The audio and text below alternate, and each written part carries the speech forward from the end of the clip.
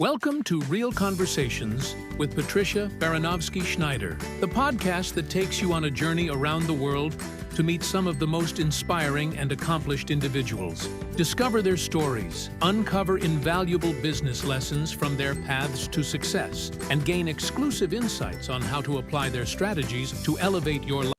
Hello, and welcome to Real Conversations with Patricia. I'm your host, Patty Baranovsky-Schneider. Today, I'm joined by Gina Casazza. She has a truly amazing story, from training with the Navy SEAL, getting paid to get kidnapped, a children's author, overcoming deafness, former stand-up comic. She's got lots going on. So Gina, tell us a little bit about yourself, because you truly are a unicorn in the world, and I mean that in a good way. Thank you. Thank you so much for having me on this show. I just really like living life. You know, when I have an idea in my head or I want to do something, I do my best to make it possible. That's it. Nice. That's a perfect way to live, though.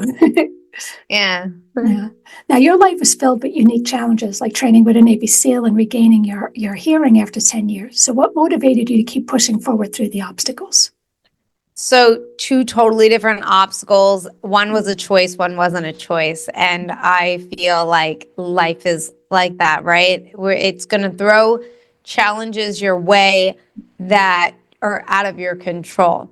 And by putting yourself through challenges that you physically choose, that you know are going to be hard, that are out of your comfort zone, you are just building up that grit and resilience for those challenges that are out of your control. And that's why I ended up training with the Navy SEAL. Now, I lost my hearing when I was 21. I trained with the Navy SEAL when I was 31. So it was the 10-year difference. And by that time, I regained a majority of my hearing.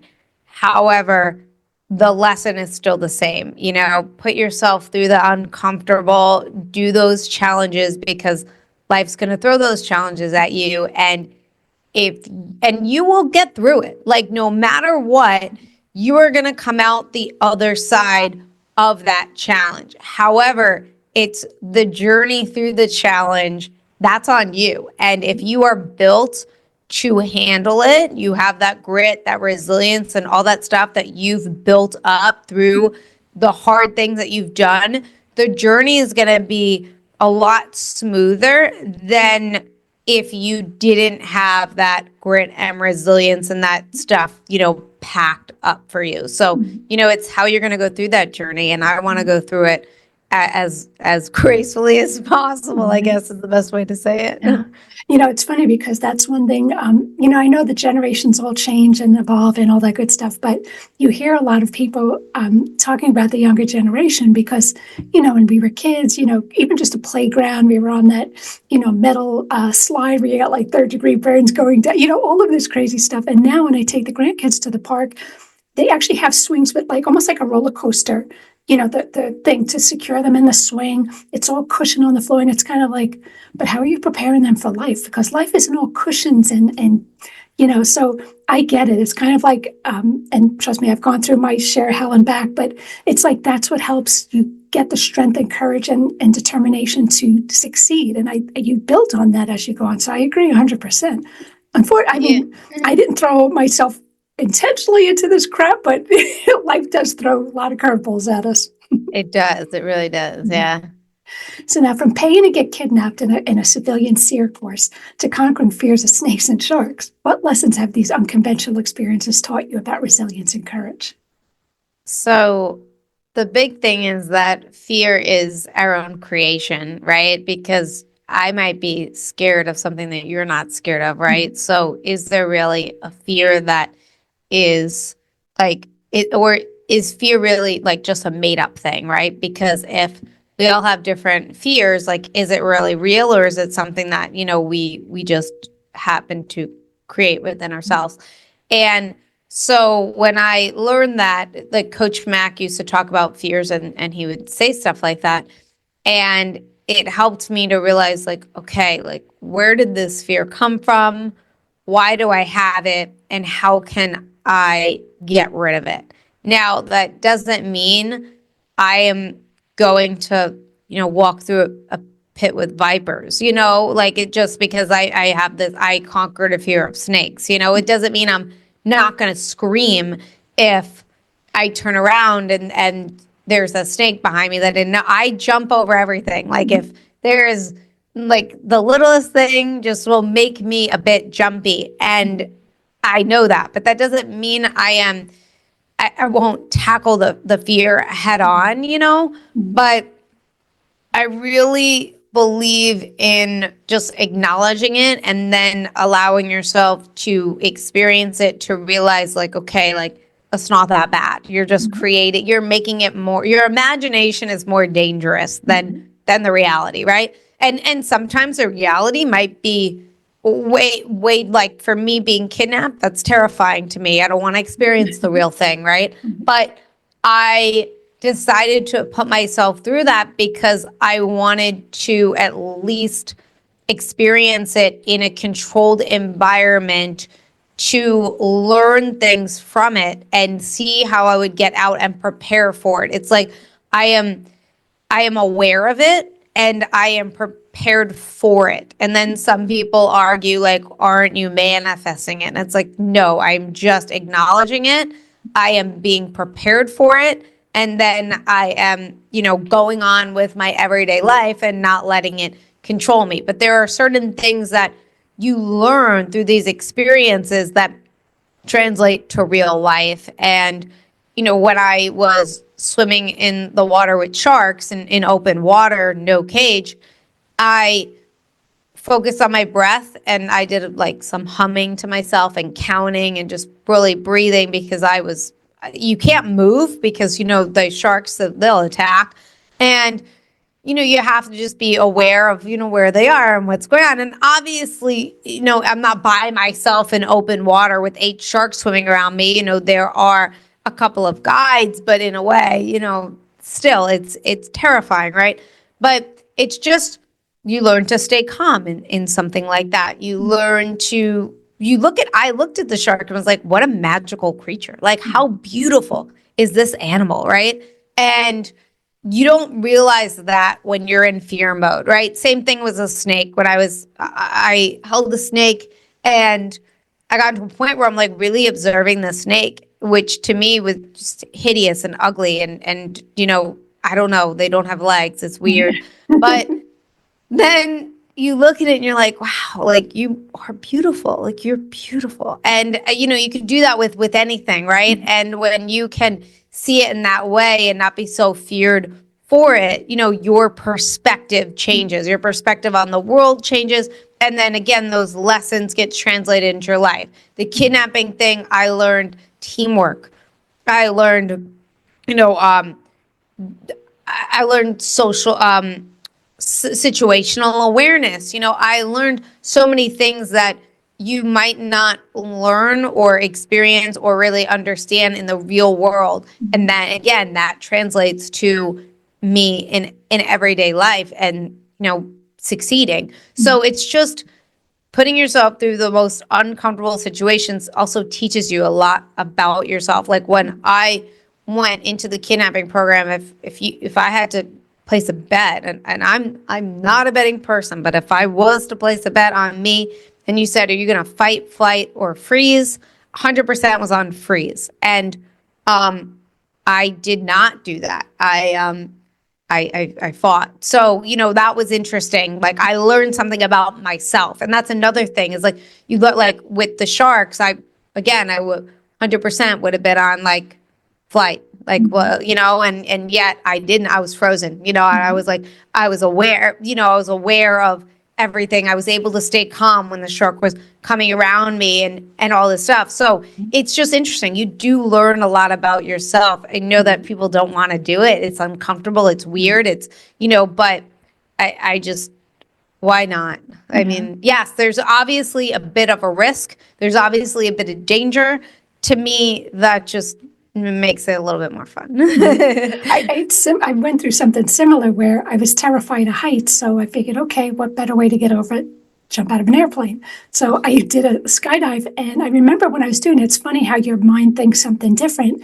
I remember telling the instructor, because it's tandem, and I'm like, when I jump out, I'm going to be screaming really, really. I'm thinking roller coaster, you drop. And he's just kind of like, yeah, whatever. And I'm like, no, I'm going to be screaming, yeah, whatever.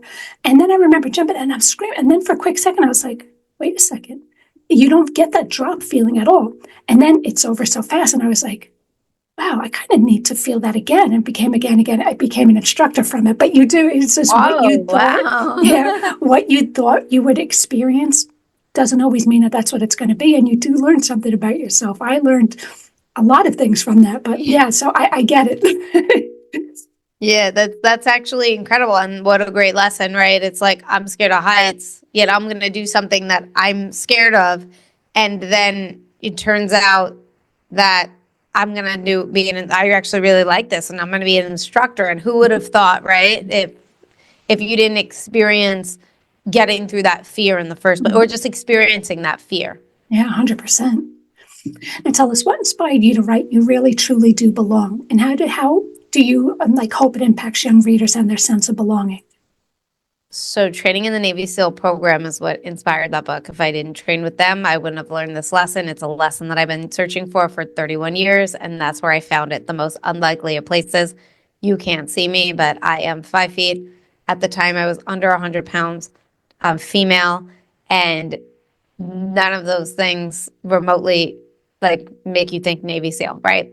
And so I ended up it was just supposed to be one day of training, just one day. And what turned into one day was life changing. And I asked if I can keep coming around. And Coach Max said, of course, we'd love to have you.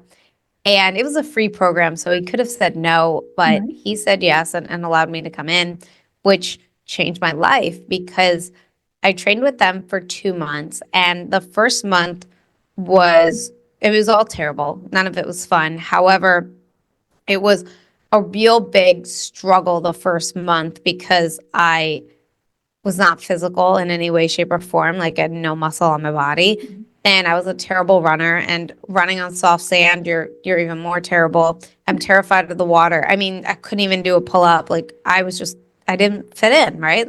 I didn't fit in. And about a month into it, I still was terrible, but I was getting a little bit better. And towards the last 2 weeks of training, I was really working on feeling like I belong with this group. And we were running, and this light bulb came off because I was like kind of close to them all, but kind of close. And I used to sing to myself when I was running to help me like keep going and like say positive things to myself because my body wants to quit instantly. And that's what helps get me going. And I remember like looking at them and being so close to them. And I remember I had a mantra every week. And in the last couple of weeks, it was I belong. And I'm saying like I belong with the group, I belong with the team, all this stuff.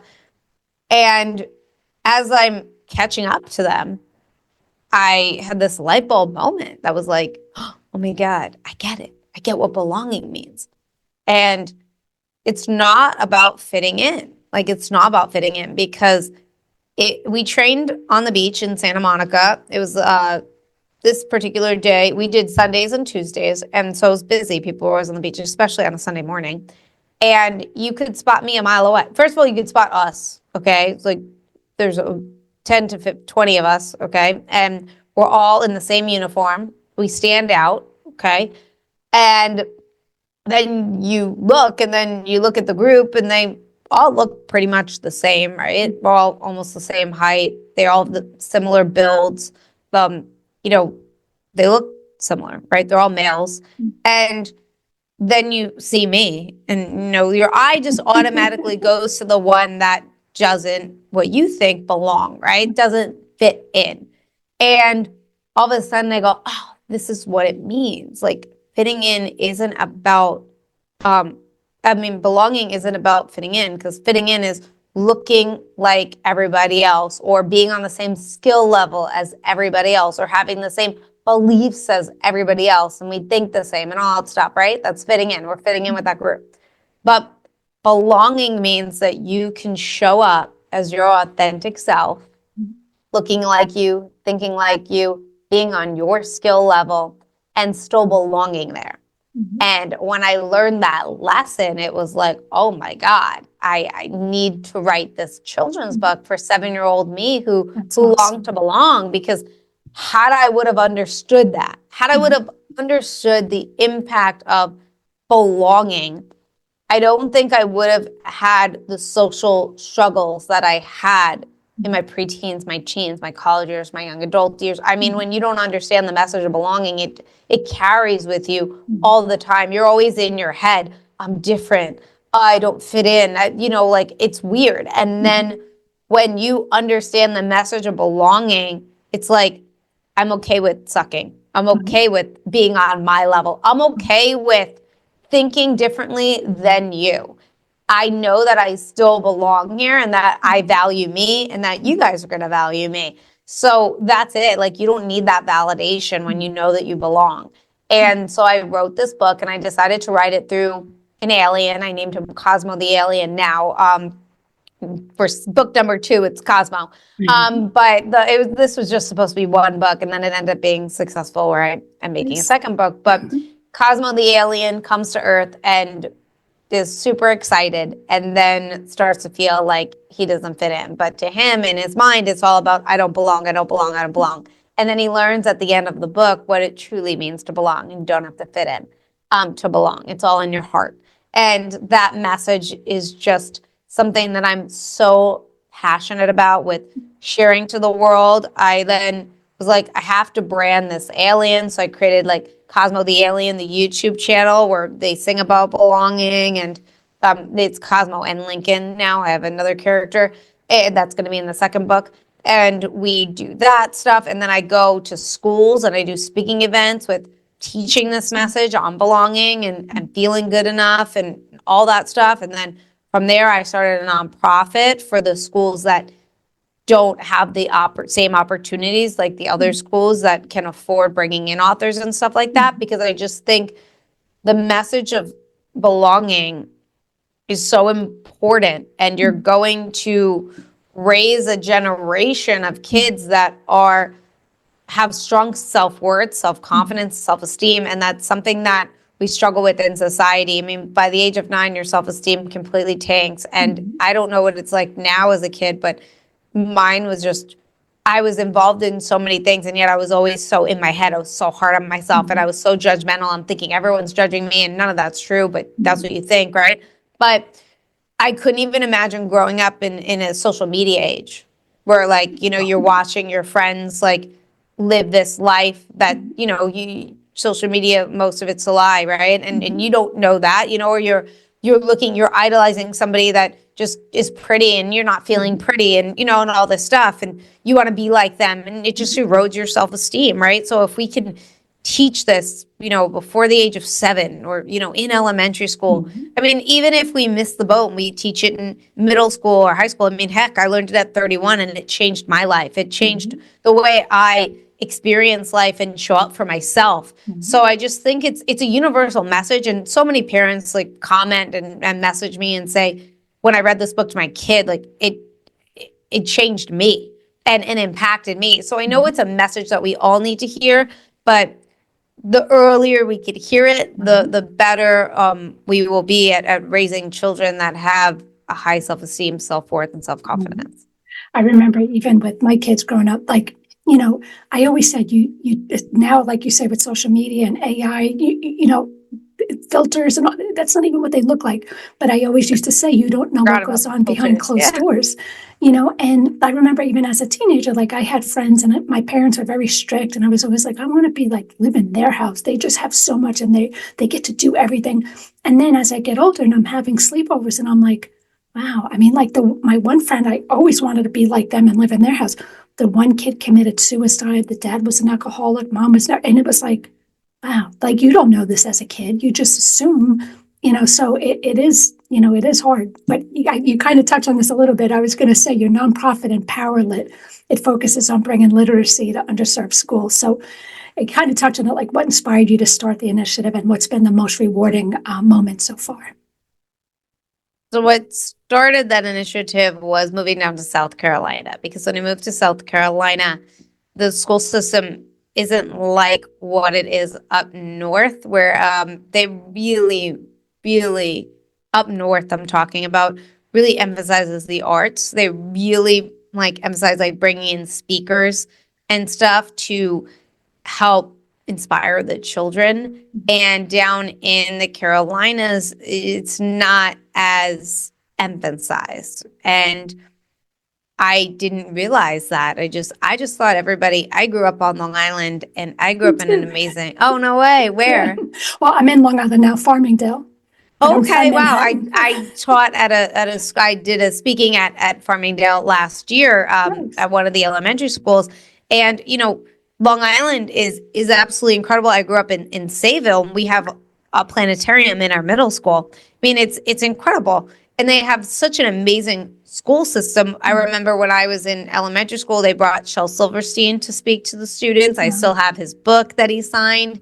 And we always had speakers, several speakers throughout the year. And I remember a lot of them. We had someone that just came from jail. We had somebody that had ALS. And you remember these things, and they make an impact. And the ALS one made and I mean, the Joe one made an impact too, but the ALS one was really like all about like living your life, right? And you don't know what's going to happen. And I remember his story so well, where he just talked about coming home from work, his son's tricycle was in the garage, and he just lifted his foot to go over it and tripped. And that was like his first sign of, something. And he got all upset about it, but he goes, but it really wasn't about that. It was about my body not working at like it normally would, because I lifted my leg up, but it didn't go all the way, right? Which was weird. So then he got this diagnosis. And when he's there, he's talking about like after that diagnosis, it quickly goes downhill, like quickly. And then at some point, he's like, I'm going to suffocate to death. And, my throat's going to close, and that's it, right? And I was just like, oh my God. Like, and, the thing is, though, is that you didn't know that was going to show up. I have a former acting coach that got diagnosed with ALS, I think a year or two ago or something like that. And who would have thought, right? And the thing is that you don't know what the future holds, which is why I always laugh when people are like, when I retire, I'm going to do this. When I retire, I'm going to do that. It's like, well, why not now? Like, why wait to retirement? Because you don't even know if you're going to make it to retirement, number one. And number two, you don't know what's going on. Are you even taking care of yourself to be in that peak shape? And then what happens if, who would have thought that one day I would have woke up deaf? I didn't know that. That was, unheard of. I didn't know that you could just wake up deaf, or you could just lose your hearing like that suddenly, right? So, all these things and these stories that I'm sharing with you, they have an impact, right? And especially on kids in elementary school and middle school and high school. And they're not listening to the teachers. They're not listening to the parents. They hear them, they see them every day. But who they are listening to and being inspired by is the people that are coming in and that they're connecting to. So I know that the North does very, very well with that, and they see the impact. And that's the reason why I think like they do very well in test scores and things like that, because they don't just focus on that, they focus on the whole thing, right? And I'm hoping that the South starts to do that. So that's one of the reasons why I started Empowerlit, because I was like, okay, if money's not an option and budget's not an option, and you don't have to spend your time like doing paperwork for grants and this and that you're complaining about because it's too much work, right?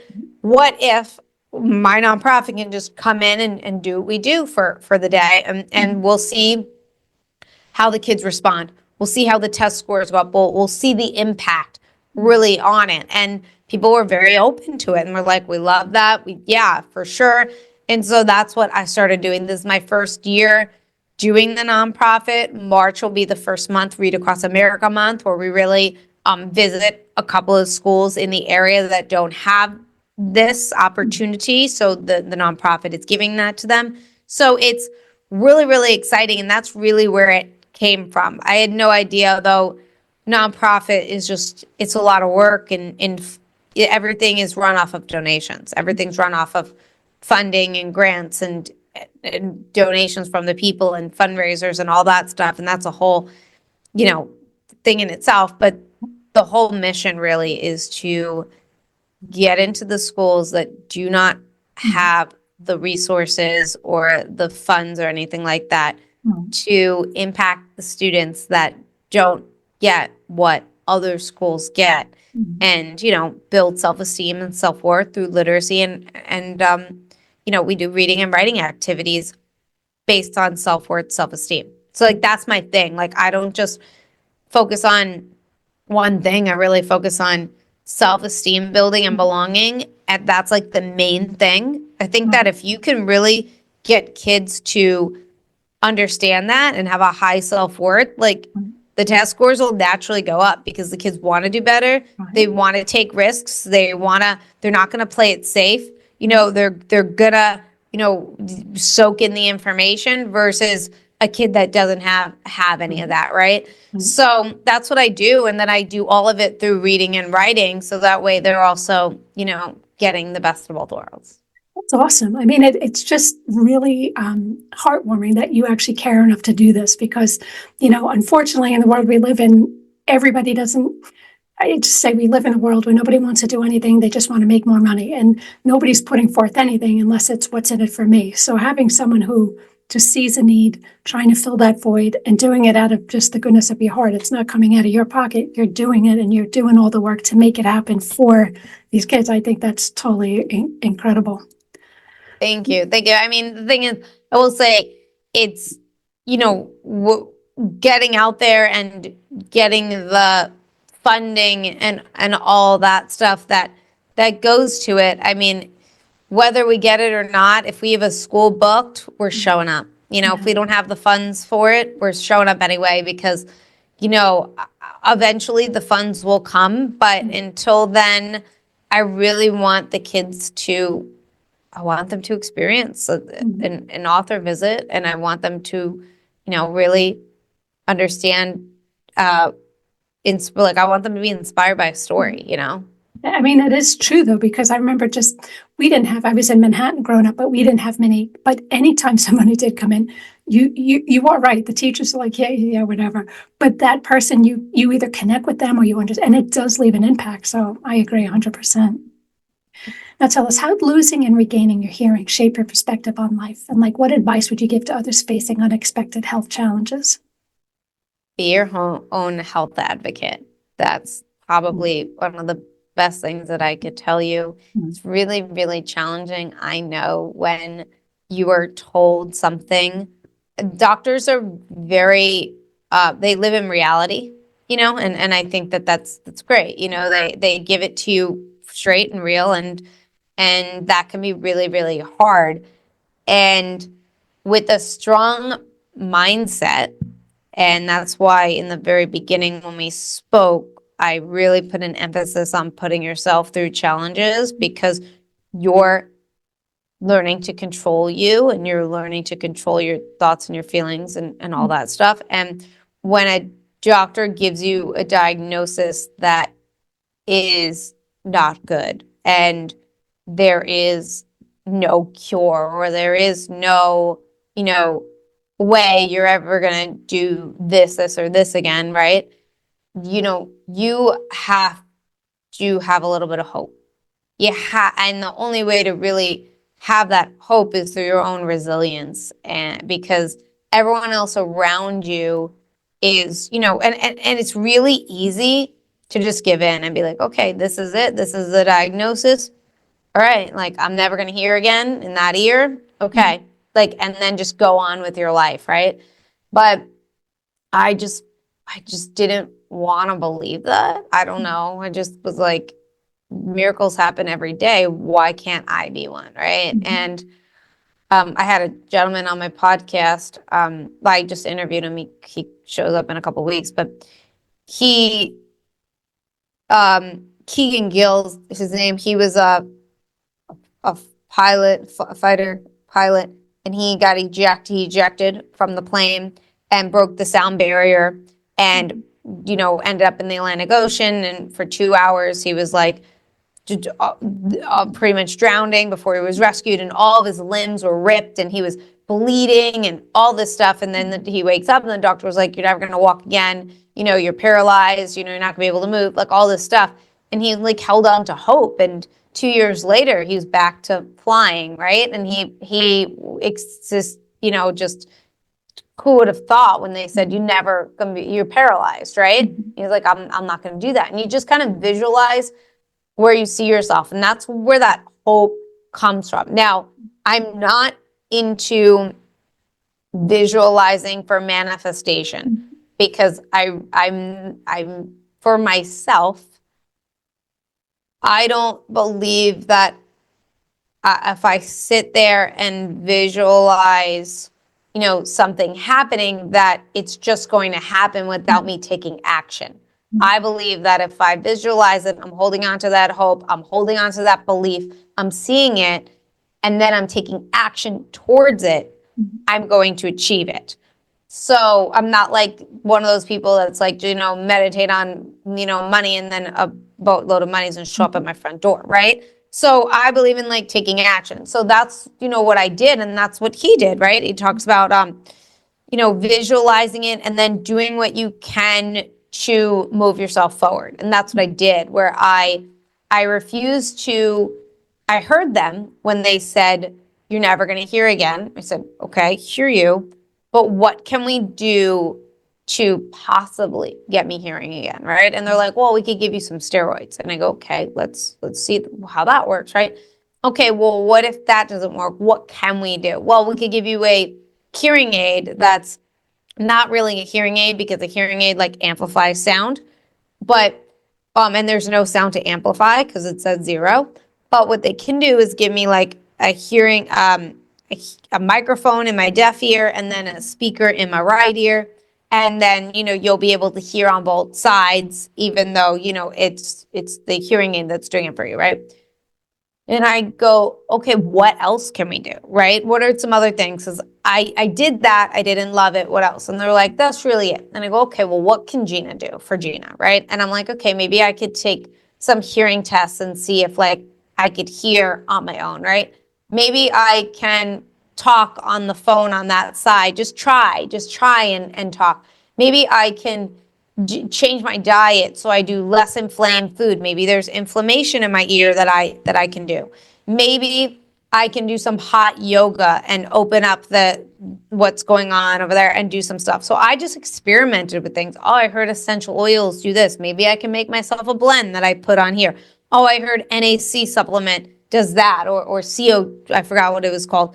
That helps, right? Let me start CO10 or something like that. Like, when I do that, so I'll start taking that supplement and see if that's working out. So I would try different things and experiment, and then I would check in and go to other doctors for hearing and stuff. And then I did CST therapy, which helped get rid of my tinnitus, which is craniosacrum therapy. And that was absolutely incredible. That got rid of my tinnitus. Then I saw an osteopath, and I went to him and I said, listen, I really think I have some hearing. Like, I'm starting to like hear a little bit in my ear. When I talk on the phone, I'm hearing something. When I put my headphones in, like there's a little bit of sound going on, it has to be really loud, but I know that there's something there. Like, there's something there. This is like 7 years after I lost my hearing. And he did this hearing test. I kid you not. I thought it was an epic fail because I thought I couldn't hear on the other side. I mean, he did a hearing test on both ears, and my good ear, I'm struggling to hear. I'm like, my God, this hearing test is impossible. And I have amazing hearing on my right ear. Right. And he finishes the test and he looks at me and he goes, I believe you. I believe you have hearing on that. You have some hearing on that side. Let's work on opening it up and getting some of it back. And I mean, that just took 7 years just to get somebody to help me and believe in that part. And then he did. And then I retook a hearing test, and they couldn't believe that I went from no hearing to hearing, where I could have had a hearing aid had I chose. And they said, we really can't give you a percentage, because I was like, well, how much did I get back? And there's no such thing as like a percentage, but to help you understand better, they said about 85%. And that was a huge number from 0. Sure. So, and then for me, it's like, do I want to keep going? Do I want to just like, what's wrong with 80? 85 is fine, and if I can get to 100, great.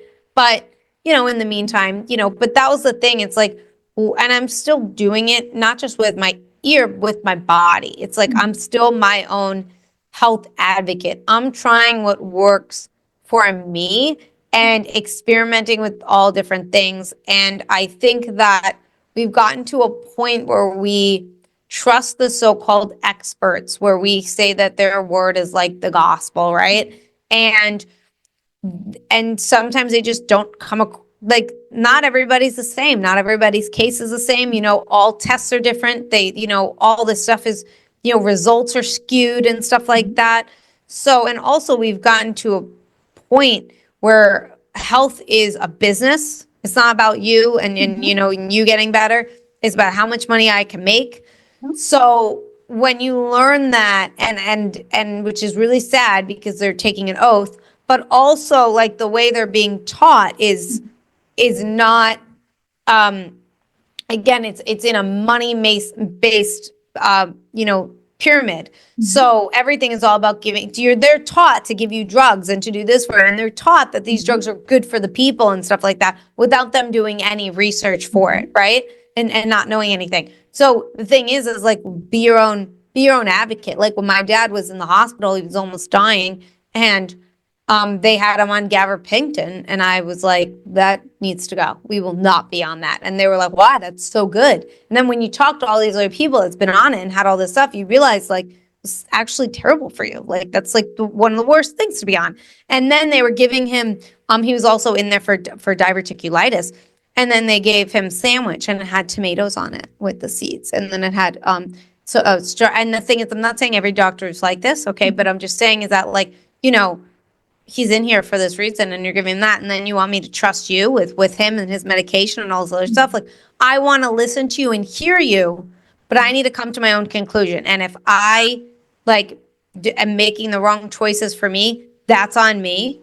And and that's how I look at it. But I think we've grown into a very fear-mongering society, and it's very, very hard to, even now, like the new lifestyle that I've taken on is very against the norm. It's against the doctors. It's against everybody. And I don't know if it's right or not. I don't know if it's good or not, but I'm experimenting. And the thing is like, I wish there was someone that respected my choice to do this experiment, especially like if I have high cholesterol, don't just put me on a statin, like, you keep dropping the number down. Why are you dropping the number down? Oh, it's because it's $1 trillion industry and you just want me on this drug, right? Instead of helping me and hearing me. And that's the thing. I think the doctors stopped hearing their patient, and they just, especially if you don't want the drug. So, that's the best advice I have is like, be your own health advocate and have a little bit of hope for yourself. Believe me, I have my own. We could go on a whole other episode about my issues with the medical field, but I agree 100% because I've seen it firsthand. I've witnessed it firsthand. And you're right. It's all about how much money they don't. And even given medication, like when you said the doctors are told A, B, and C. Well, I know personally what works for you might not work for me. Doesn't mean it's not good. It's just I'm a different body, different genes, different everything. And everybody just gives the generic, take this.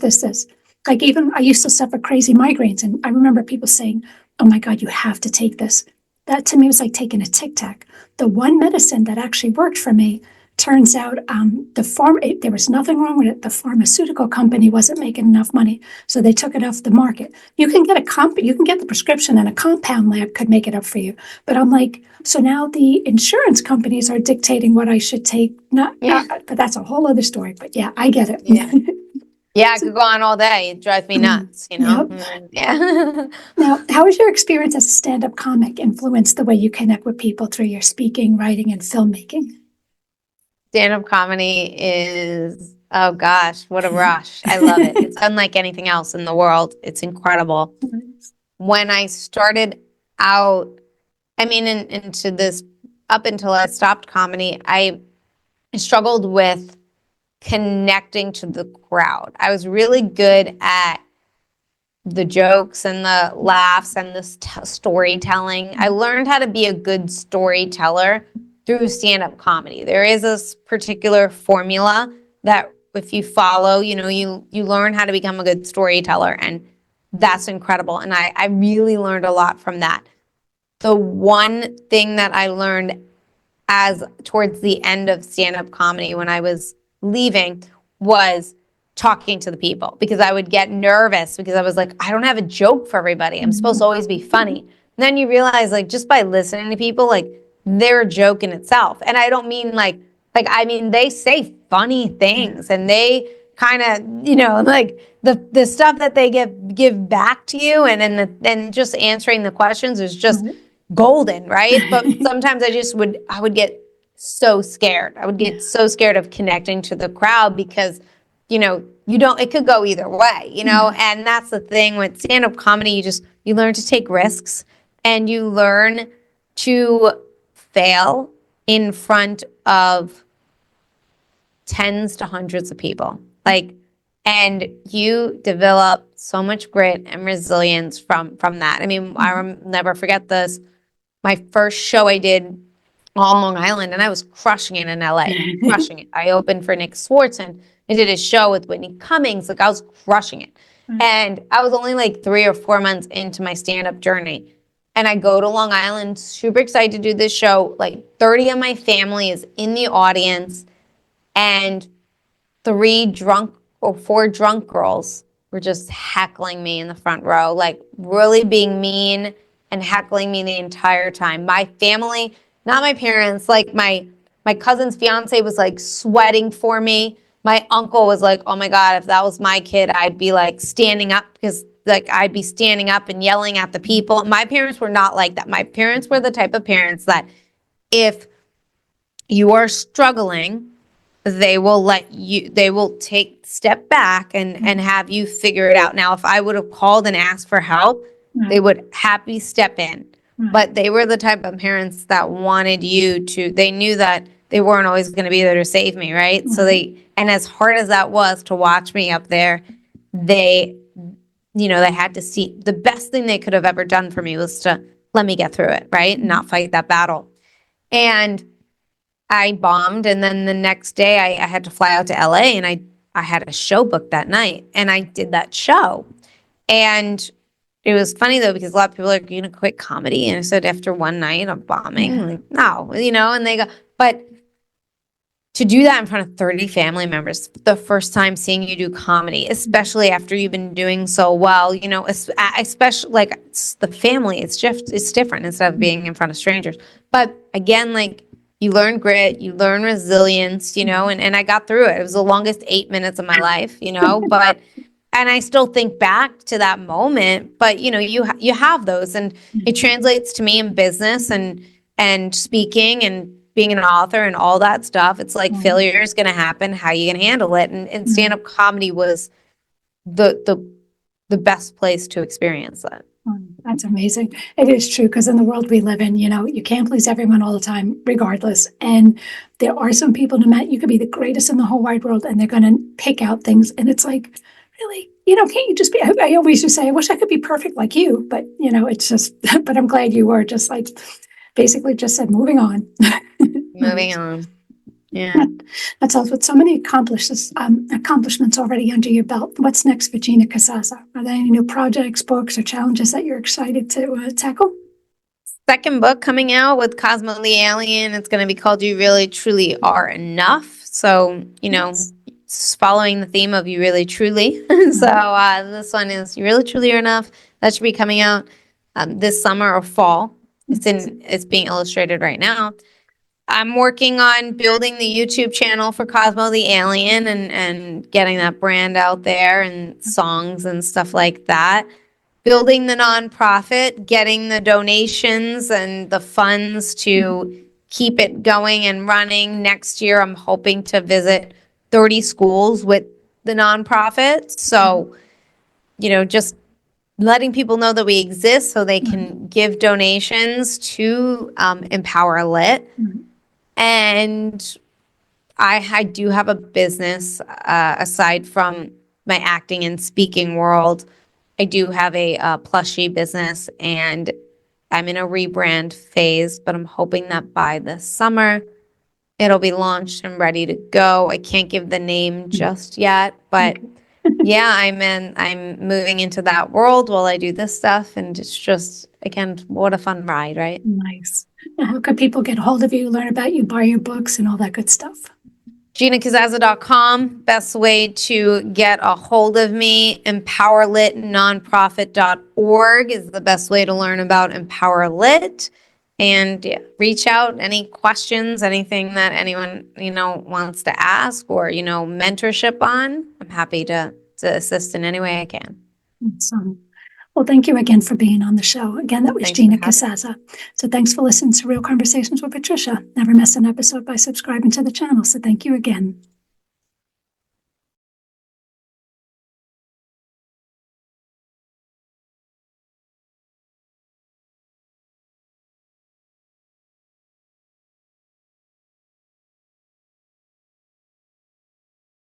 Thank you for listening to Real Conversations with Patricia, talking with some of the most brilliant minds on their journey to success and their recommended strategies.